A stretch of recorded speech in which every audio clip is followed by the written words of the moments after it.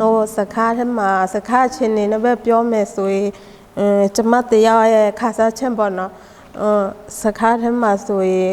အများအဖြစ်ဟိုအေးတွေအကြမ်းဖက်မှုတွေခါရဆိုတာကိုယ်တိုင်လည်းခါစားနေရပေါ့နော်အဲ့ဒါတွေကြောင့်လည်းပဲစိတ်ဖိစီးမှုတွေလည်းများတယ်ပြီးတော့အခုတလောက်မှလည်းဘလဲရေခါတော့ဘာတော့အမျိုးတွေပြတ်တော့မယ်ပြောတာကြတော့ပို့ပြီးတော့ခါစားပါတော့စိတ်ဖိစီးမှုတွေဖြစ်တယ်စိတ်ဖိစီးမှုတစ်ခုဖြစ်လာတယ်လို့ခါစားပါတော့ဟလို့လဲဆိုအလောကန်လဲနေရတိတ်မရှိတော့စိတ်ပေးပါအနာကအတွက်ပေါ့နော်အရာကိုတွေးရတယ်